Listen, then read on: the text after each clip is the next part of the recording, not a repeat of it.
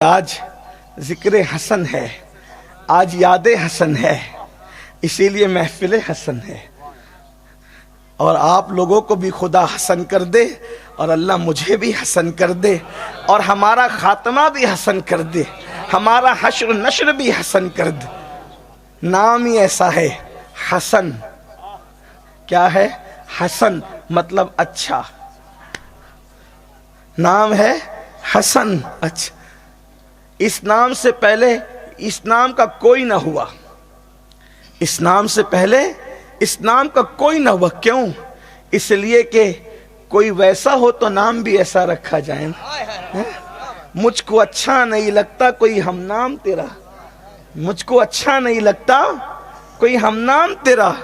کوئی تجھ سا بھی ہو تو نام سا تجھ سا رکھے، کوئی تجھ سا ہو تو نام بھی تجھ سا رکھے۔ اللہ نے ان ناموں کو چھپا دیا اور چھپا کر بتایا کہ حسن سے پہلے ہم نے حسن جیسا کوئی پیدا ہی نہیں کیا، اور حسین سے پہلے حسین جیسا کوئی پیدا ہی نہیں۔ جب نام والے پیدا نہ ہوئے تو کردار والے کیسے پیدا ہو؟ اور پھر یہ بات سمجھ میں آتی ہے، جب نواسو جیسا کوئی نہیں ہو سکا تو نانا جیسا کوئی کیسے ہو سکا؟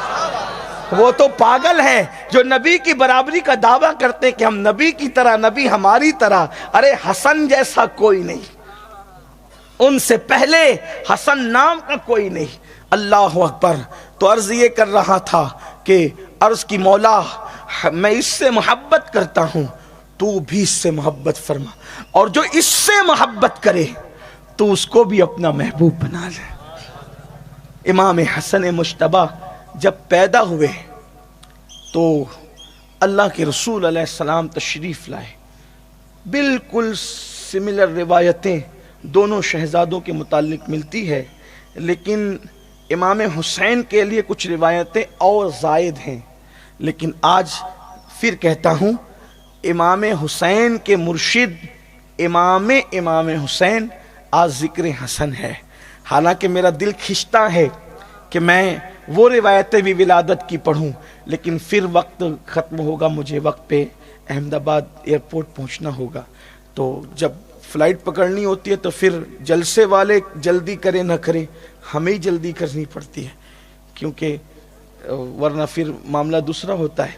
تو وقت میں آج گنجائش کم ہے، تو میں ذکر حسن کر رہا ہوں، اور روح حسین خوش ہو رہی ہوگی، اس لیے کہ امام حسین کے امام کا ذکر ہو رہا ہے تو وہ کیوں نہ خوش ہوں۔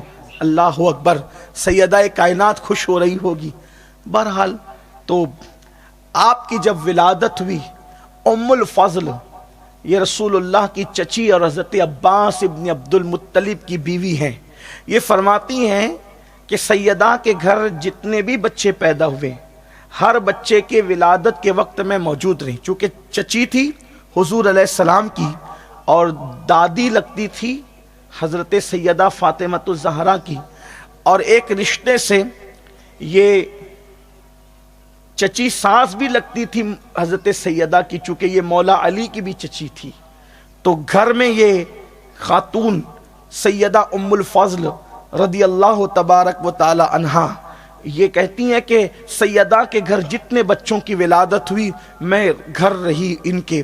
تو فرماتی ہیں کہ جب حضور تشریف لائے، رمضان المبارک کی 15 تاریخ تھی، 15 رمضان شریف کو امام حسن کی ولادت ہوئی۔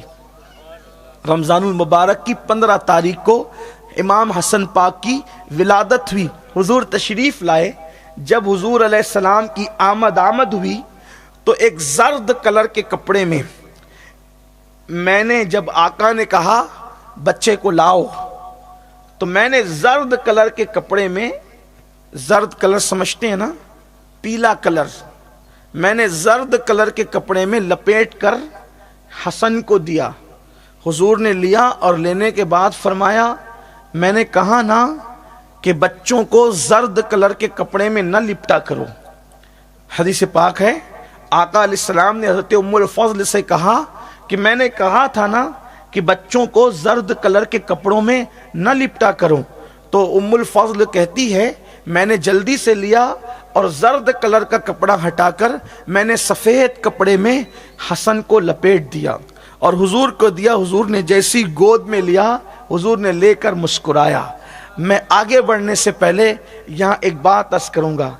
ایک دن کا بچہ ہے, چند گھنٹے بھی ولادت کو نہیں ہوئے ہیں, لیکن رسول اللہ قانون دے رہے ہیں کہ بچے کے بدن پر کون سے کلر کا کپڑا ہونا چاہیے اور کون سے کلر کا کپڑا نہیں ہونا چاہیے. بھئی بچے ہیں, بچوں کو تو کچھ بھی چل سکتا ہے, لیکن حضور علیہ السلام قانون دے رہے ہیں بچوں کو بھی کچھ نہیں چل سکتا.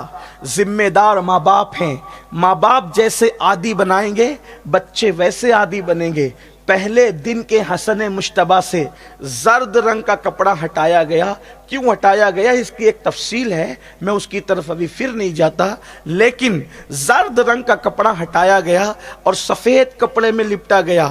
اور ہمیں قانون دیا گیا کہ لباس کے معاملے میں چاہے ایک دن کا بچہ ہو, چاہے ایک گھنٹے کا بچہ ہو, چاہے 60 سال کا بڈھا ہو, اس کو رسول اللہ کے قانون کا پابند رہنا ہوگا. تو ام الفضل کہتی ہیں میں نے جب آمینہ کے لال کی گود میں فاطمہ کے لال کو دیکھا, کیا منظر رہا ہوگا.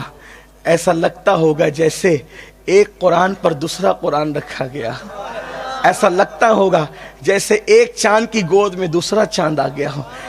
اس اعتبار سے کہ حسن مشتبہ بہت خوبصورت تھے اور رسول اللہ کے ہم شکل تھے, ہم شبیہ تھے.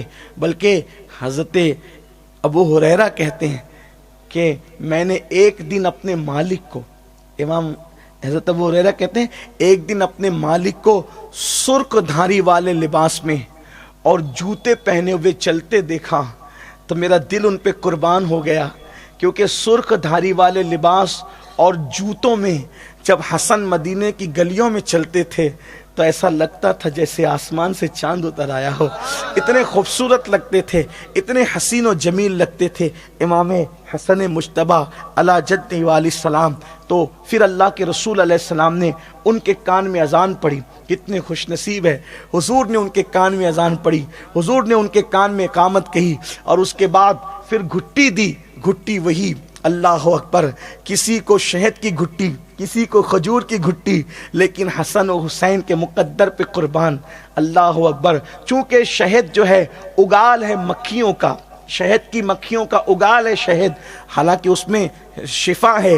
قرآن کہتا ہے شفاء للناس, کہ اس شفاء للناس کہ اس کے اندر لوگوں کے لیے شفا ہے. مشکات شریف کی حدیث ہے اگر کوئی بندہ مہینے میں 3 دن تک, حدیث پاک ہے مشکات شریف کی, اگر کوئی بندہ مہینے میں 3 دن صرف پہلی غذا نیند سے اٹھنے کے بعد صبح کی پہلی غذا شہد کو بنا, تو جب مولائے کائنات سے پوچھا علی تم نے نام کیا رکھا, مختلف روایتیں ہیں لیکن ایک روایت مجھے جو بہت پسند آئی وہ یہ ہے کہ مولا علی نے عرض کی یا رسول اللہ صلی اللہ علیہ وآلہ وسلم میرے ماں باپ آپ پہ قربان, حضور میں آپ سے پہلے نام رکھنے کی کیسے جسارت کر سکتا ہوں. میں انتظار میں تھا کہ آپ نام کیا رکھتے ہیں, لیکن دل میں خواہش یہ تھی, اب 2 روایت آ گئی, دل میں خواہش یہ تھی کہ میں اس کا نام حرب رکھوں. حرب یعنی جنگ, حرب نام رکھوں. تو اور ایک روایت میں یا میری خواہش, دوسری بات کی میری خواہش یہ تھی کہ میں اس کا نام اپنے چچا حمزہ کے نام پر حمزہ رکھوں. تو لیکن آپ کی مرضی آقا, آپ کیا نام تجویز کرتے ہیں؟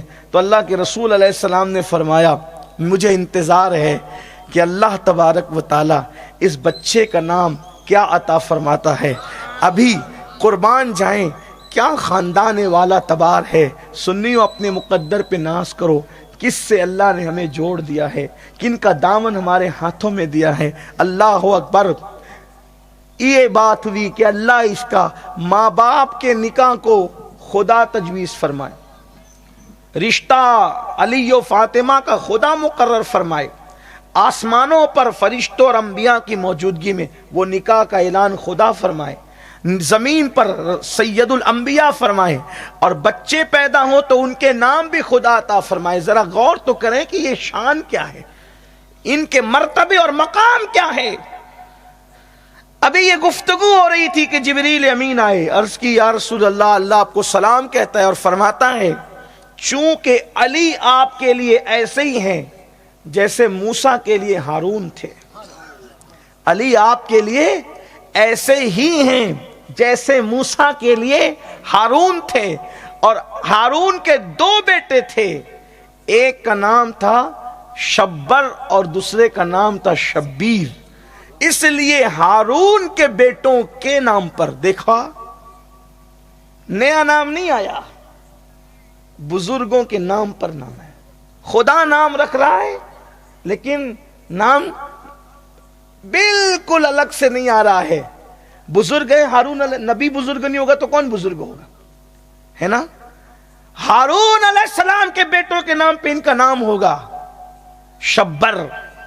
پہلے شہزادے کا نام شبر ہوگا. تو کہا یہ تو عبرانی ہے، عربی میں اس کا ترجمہ ہوتا ہے حسن. اور پھر ایک مقام پر آیا کہ اللہ کے رسول نے فرمایا زمانے جہالت میں اللہ نے ان 2 ناموں کو چھپا رکھا تھا حسن، اس لیے آپ کو حسن بھی کہا گیا اور شبر بھی کہا گیا. امام حسن کا نام اللہ اکبر آسمانوں سے آیا اور آپ کا نام حسن رکھا گیا. اور پھر امام حسن کا بچپنا اللہ